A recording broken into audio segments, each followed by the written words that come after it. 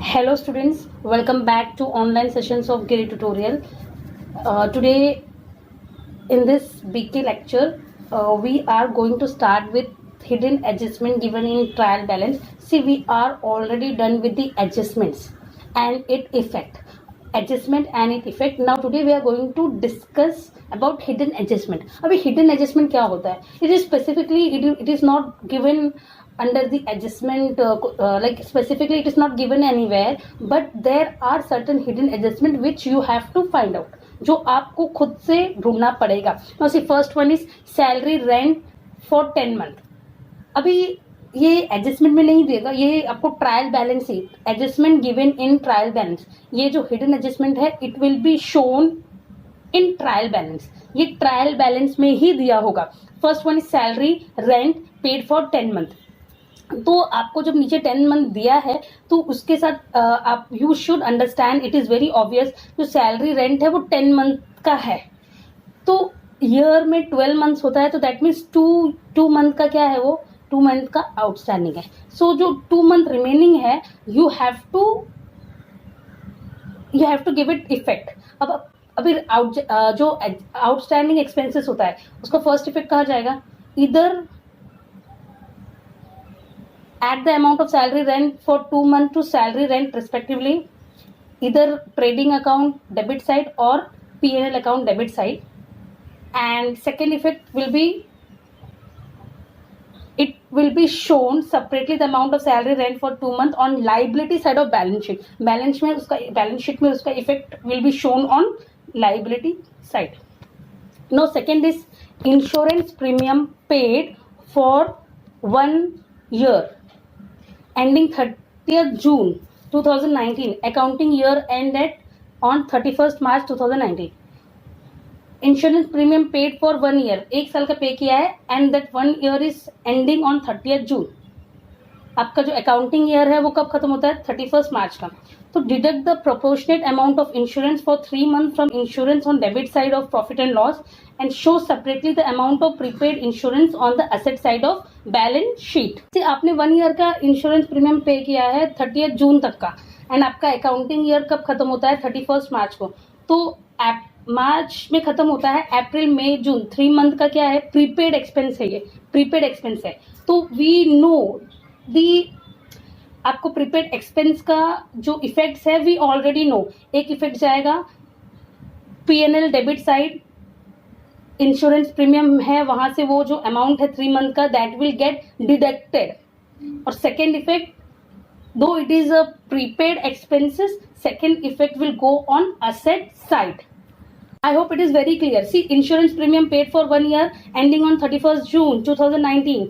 अभी आपका जो 1 ईयर का पे किया है 30 जून तक का हो गया है 2019, और आपका अकाउंटिंग ईयर खत्म होता है 31 मार्च. दैट मीन्स 3 मंथ का जो एक्सपेंसेस है वो क्या है, प्रीपेड है. तो जो प्रीपेड एक्सपेंसेस होता है that you have to deduct the amount from the expenses. अभी इंश्योरेंस प्रीमियम है, वहां से आपको 3 मंथ का जो इंश्योरेंस है प्रीमियम है 3 मंथ्स का आपको डिडक्ट करना है, बिकॉज इट इज प्रीपेड, वो एडवांस में पे हो गया है. और वो दैट एंड उसका second effect will come on asset side of balance sheet. Now third, advertisement expenses for 4 year. Advertisement expenses for 4 year, ये आपको ट्रायल, ये सब जो हिडन एडजस्टमेंट है वो सब ट्रायल बैलेंस में ही होगा. तो अभी एडवर्टाइजमेंट एक्सपेंसेस जो है वो कितने साल का है, 4 साल का है. तो आपको क्या करना है, सिर्फ 1 साल का कैलकुलेट करना है, अपॉन 4 कर देना है जो भी अमाउंट है. फॉर एग्जाम्पल आपका 20,000 अमाउंट है तो 20,000 अपॉन 4. एंड उसके बाद आपको करना क्या है, जो अमाउंट आपका आएगा जो 3 इयर्स का जो है वो आपको क्या करना है, डिडक्ट करना है. एंड सेकेंड इफेक्ट कहाँ जाएगा, asset side of balance sheet. मतलब एडवर्टाइजमेंट आपने अभी किया है तो उसका इफेक्ट कम से कम 4 साल तक का होगा, ऐसा आपका कैलकुलेशन है. एडवर्टाइजमेंट एक्सपेंसेस के लिए आपने जो भी खर्चा किया है, बहुत ज़्यादा खर्चा किया है, तो आपको ऐसा लग रहा है कि मैंने इतना स्पेंड किया है तो कम से कम इसका इफेक्ट कितने ईयर्स का होगा, 4 इयर्स का तो होगा ही. तो आपने पूरा टोटल स्पेंडिंग की है 20,000, तो मतलब 1 साल का आप कितना पकड़ोगे, 20,000 अपॉन 4. तो मतलब 1 साल में आपका 5,000 का एक्सपेंसेस है वो आपका एक्सपेंसेस होगा, तो जो रिमेनिंग 15,000 है वो उसका फर्स्ट इफेक्ट कहाँ जाएगा? उसका first effect PNL account debit side, P&L account debit side, it will get deducted from the advertisement expenses, and second effect will be shown on the asset side of balance sheet. That means एक साल का जो 1 year का advertisement expenses है वो आपका P&L account में show होगा, और जो रिमेनिंग 3 इयर्स का जो एक्सपेंसेस, जो रिमेनिंग 3 इयर्स का जो है that will be shown on the asset side. I hope I am very clear. Next is rent received for 11 month. Same है, add the appropriate amount of rent for 1 month to rent received on credit side of profit and loss account, and second effect will be shown on the asset side of balance sheet. See, very clear. rent received आपको 11 month का हुआ है, rent receive आपको 11 month का हुआ है, और year में कितने कितने मंथ्स होते हैं? 12 मंथ होते हैं. दैट मीन्स एक मंथ का आपका जो है वो क्या है? पेंडिंग है. एक मंथ का आपका जो है इनकम, आउटस्टैंडिंग इनकम है. तो जो आउटस्टैंडिंग इनकम रहेगा, मतलब आपको मिला नहीं है but you are going to receive, वो आपको पैसा अभी मिला नहीं है बट वो आपको मिलने वाला है. तो जो रेंट है, जो आपका पूरा जो रेंट रिसीव्ड है, वहां पे 1 मंथ का जो रेंट है आउटस्टैंडिंग जो आपको फ्यूचर में मिलने वाला है वो ऐड होगा. Second effect will go on asset side. अभी नेक्स्ट है fifth one, 10% loan borrowed on 1st January 2018 accounting year end on 31st March. See very simple, 10% loan है और आपने वो लोन, कंपनी ने वो लोन लिया कभी है? 1st January को लिया है. तो इसका मतलब है कि जब आप लोन का जब आप इंटरेस्ट कैलकुलेट करोगे, wait a minute, see there is an error in your textbook, आप उसको थोड़ा करेक्ट कर सकते हो. 10% loan borrowed on 1st Jan 2018 accounting year end on 31st March. आपने जो लोन बोरो किया है आपने कब किया है? 1st January को किया है, on 1st January 2018, and your accounting year end on 31st March. That means आपको whenever इंटरेस्ट इज पेएबल, सी यहाँ पे दिया है इंटरेस्ट रिसीवेबल ऑन इन्वेस्टमेंट, ये रॉन्ग है बिकॉज ये इंटरेस्ट नहीं है, दिस इज लोन. तो आपको आपका जब टेक्स्ट बुक आएगा तो आप उसमें करेक्ट कर सकते हो, या तो फिर आप इसको करेक्ट करके कहीं लिख लो. जब भी इंटरेस्ट पेएबल होता है, इंटरेस्ट पेएबल ऑन लोन, तो आपका कैलकुलेशन कैसा होगा? आपने इंटरेस्ट लिया कभी है? 1st Jan 2018, and your year end on 31st March 2018. That means आपको 3 मंथ का जो है वो इंटरेस्ट कैलकुलेट करके 3 मंथ का interest will be payable. First effect will go on P&L side, P&L debit side, and second effect the amount will get added on loan, that is on liability side of balance sheet. Loan हमेशा liability side में होता है, we all know. तो जो पहला amount है जो interest payable है वो एक तरह का एक्सपेंस है हमारा, तो P&L डेबिट साइड में फर्स्ट इफेक्ट, और सेकेंड इफेक्ट जाएगा उसका लाइबिलिटी में. You have to add it to the loan. वो जो अमाउंट है आपको इंटरेस्ट जो पेएबल है वो कहाँ ऐड होगा? लोन में ऐड होगा. अभी नेक्स्ट है 16% investment purchased on 1st Jan 2019 accounting year end on 31st March 2019. तो अभी देखो दिस इज वेरी ऑब्वियस, ये बहुत सिंपल है. अभी यहाँ पे मतलब लोन है तो इंटरेस्ट पेएबल है, राइट? लोन में इंटरेस्ट पेएबल होता है. आपने किसी से लोन लिया है तो आपको इंटरेस्ट पे करना रहता है, बट आपने कहीं पे इन्वेस्टमेंट किया है, आपका इन्वेस्टमेंट है तो आपको पैसे आते हैं, आपको पैसा क्या होगा? आएगा, इंटरेस्ट आपको रिसीव होगा. तो यहाँ भी आपको सेम देखना है, इंटरेस्ट कितने दिन का रिसीव होगा, बिकॉज आपने जो इन्वेस्टमेंट में आपने इन्वेस्टमेंट परचेस किया है, the amount when you have invested, you have invested on 1st January 2019. आपने इन्वेस्टमेंट किया है 1st January 2019 को. कितना है? 3 मंथ्स के लिए, right? Jan, Feb, March, and your year end on 31st March. तो इसका फर्स्ट इफेक्ट, अभी देखो ये एक तरह का इनडायरेक्ट इनकम है. आपका जो कोर बिजनेस है उसका इनकम नहीं है, मतलब गुड्स का इनकम नहीं है. ये जो इनकम है आपने कहीं पे इन्वेस्ट किया है तो उसका इनकम है, तो ये इनडायरेक्ट इनकम है. तो this is going to be shown on the credit side of P&L account, because ये इनकम रिसीव्ड है. तो ये कहाँ पे आएगा? Credit side of P&L account. जो भी अगर वहां पे अमाउंट ऑफ इंटरेस्ट रिसीवेबल होगा, अगर पहले से इंटरेस्ट रिसीव्ड दिया होगा, तो उसमें आपको जो investment interest on investment, outstanding interest on investment आपको क्या करना है, उसमें ऐड करना है। And second effect will go on asset side. जहां भी आपने इन्वेस्टमेंट लिखा है वहां पे आपको ये जो अमाउंट है इसको क्या करना है, ऐड कर देना है। लोन में आपको इंटरेस्ट पे करना होता है, फर्स्ट इफेक्ट जाता है P&L account debit side, second effect liability.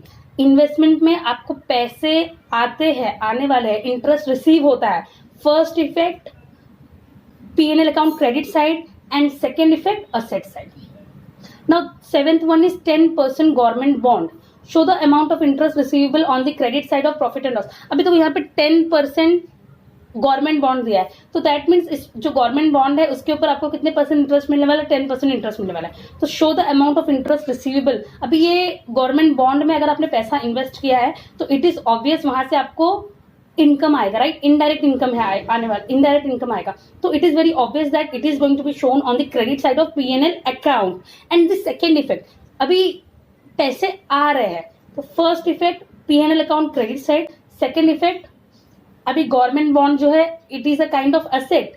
आपने कहीं पे पैसा रखा है, कहीं पे आपने पैसा इन्वेस्ट किया है, तो ये क्या है, एक तरह का ये इन्वेस्टमेंट है जहां से आपको पैसा आने वाला है। तो सेकेंड इफेक्ट जाएगा इसका असेट में, जहां भी आपने 10% गवर्नमेंट बॉन्ड है वो उसमें क्या होगा, ऐड होगा। Next, there are some important points which you have to keep in your mind while solving the final account, while solving the problem. Now see, first point is each item from trial balance will be included only once in the final account. ये हम सबको पता है, जो भी चीजें trial balance में आती है वो सिर्फ एक ही जगह पे अपीयर होता है। बिकॉज सी, जब भी आप लेक्चर में, जब भी आप लेक्चर बनाते हो तो वहां पे आपने ऑलरेडी 2 इफेक्ट दे दिया होता है। तो यहाँ पे जब वो चीज ट्रायल बैलेंस में आती है तो उसका सिर्फ एक ही जगह पे आपको क्या करना है, उसकी पोस्टिंग करनी है। कि पोस्टिंग सिर्फ एक ही जगह पे आएगी, इधर इन ट्रेडिंग और इन P&L और इन बैलेंस शीट और इन वर्किंग सेक्शन। नेक्स्ट है each adjustment have 2 effect for the similar amount. हर एक जो एडजस्टमेंट है उसका 2 इफेक्ट होता है। सिर्फ जो इंश्योरेंस प्रीमियम रिसीव्ड होता है वहां पे आपको 3 इफेक्ट आता है, एंड बाकी जितने भी एडजस्टमेंट है उसमें 2 इफेक्ट आता ही है। नेक्स्ट है debit balance of trial balance will appear on debit side of trading और P&L अकाउंट और the asset side of balance sheet. See, ये बहुत सिंपल है, ये थर्ड पॉइंट है, बहुत सिंपल है। आपको बिल्कुल भी सोचने की जरूरत नहीं है इसमें। जो चीजें डेबिट साइड, ट्रायल बैलेंस में डेबिट होता है, डेबिट साइड होता है, क्रेडिट साइड होता है, तो जो चीजें डेबिट साइड अपीयर होती है, जो भी चीजें डेबिट साइड अपीयर होती है तो उसका सिर्फ एक इफेक्ट आता है।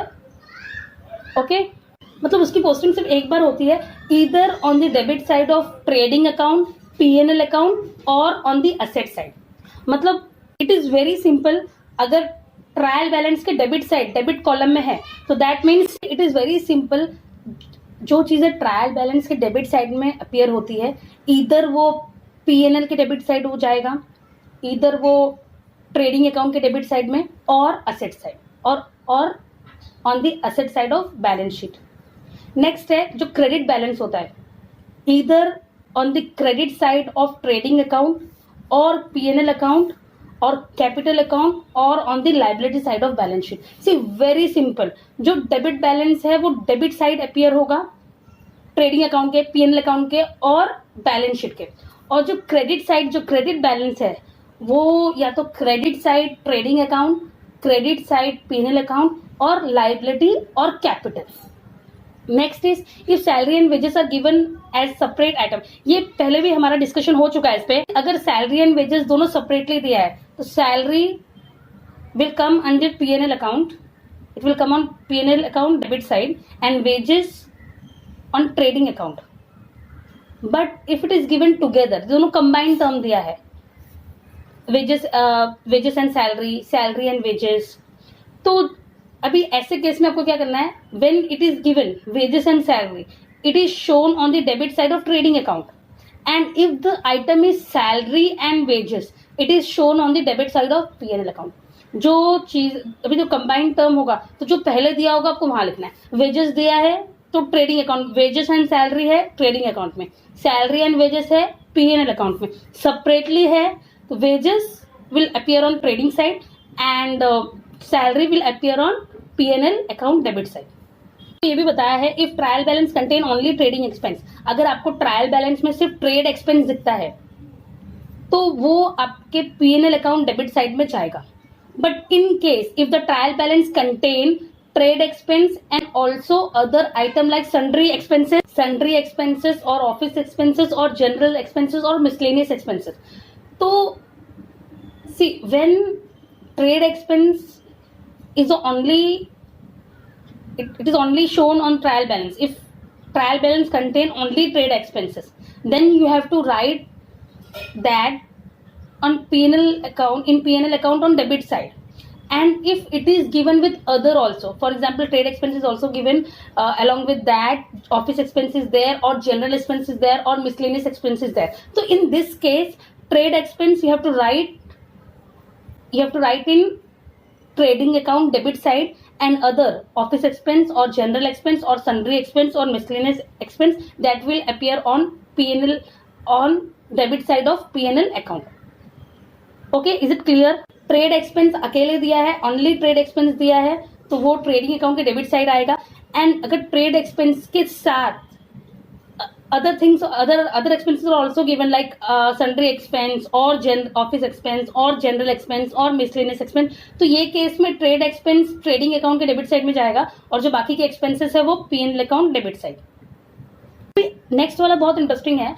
The adjustment for bad debt and provision for bad and doubtful debt should be effected after other adjustment. अभी फॉर एग्जाम्पल आपको अनरिकॉर्डेड सेल्स दिया है, ड्रॉइंग दिया है, drawing included in debtor, drawing treated as sale, तो अगर ये सब भी साथ में दिया है, फॉर एग्जाम्पल अनरिकॉर्डेड सेल्स है तो अनरिकॉर्डेड सेल्स को आपको क्या करना है, पहले ऐड करना है एंड देन फिर आपको bad debt and provision for bad date का इफेक्ट देना है.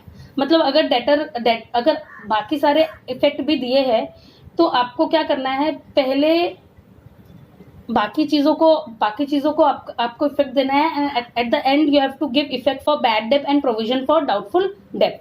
Next is reserve for discount on debtor should be given effect after the adjustment of bad debt and provision for bad debt and doubtful date.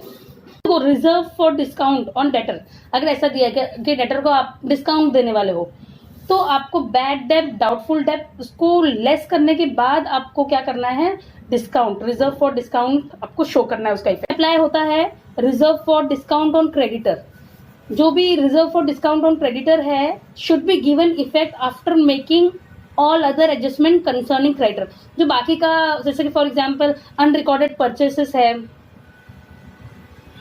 Debtors की तरह इसका भी है reserve for discount on creditor. अगर दिया होगा तो you have to give the effect after making all other adjustment concerning creditor. जो बाकी के क्रेडिटर के जो इफेक्ट है आपको वो सब देने के बाद एट द एंड आपको reserve for discount on creditor देना है.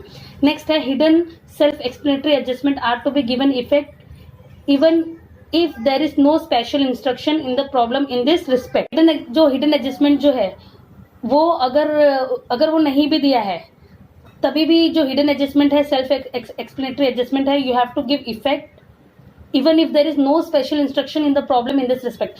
फॉर एग्जाम्पल जैसे कि 10% गवर्नमेंट बॉन्ड दिया है, 10% गवर्नमेंट बॉन्ड, तो दैट मीन्स कि वो जो इन्वेस्टमेंट है उसका 10% क्या है, इंटरेस्ट आने वाला है. तो ये सेल्फ अंडरस्टूड है, सेल्फ एक्सप्लेनेटरी है, आपको कोई स्पेशल मेंशन नहीं भी है, then also you have to give effect for this for this. Okay, next is closing stock should be taken at cost or market price whichever is lower. अभी ये बहुत simple है, बहुत इजी है. जो क्लोजिंग स्टॉक है अगर उसको 2 अमाउंट दिया है तो जो कम है whichever is less you have to consider that. I hope things are very clear to you. With this I would like to end this session. Do repeat it so that it is very clear in your mind at the time of solving the problems. Okay, thank you so much.